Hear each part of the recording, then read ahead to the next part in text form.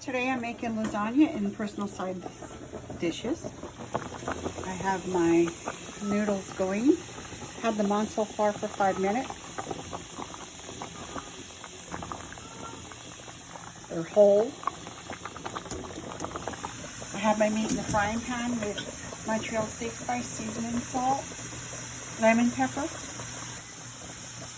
onions. I also added a little bit of cumin.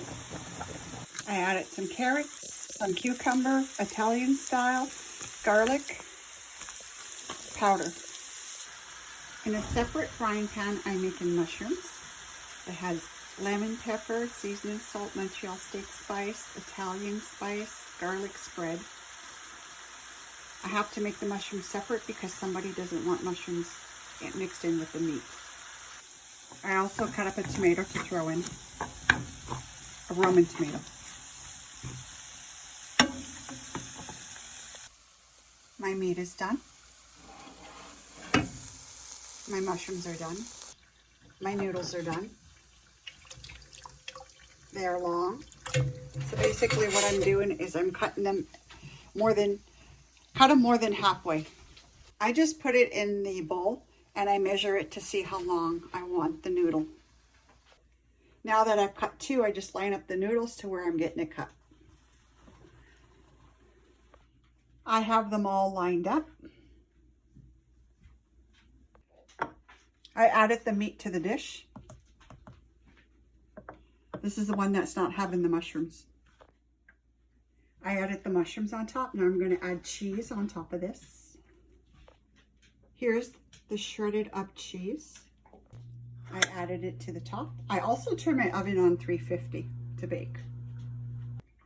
I added my cottage cheese on top.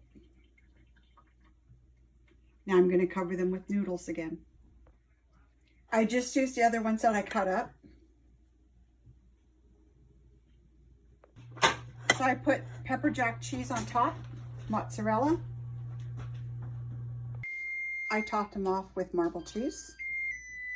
Now they're going to go in the oven for 40 minutes on 350. I put them on a sheet pan. I just wanted to point out it only took me 4 noodles to do that because I cut them in half and I used the other half for the top. I made 8. So I'm going to freeze these ones. These are the noodles that I used. Cantale lasagna. I have them in a Ziploc freezer bag and I'm going to freeze them.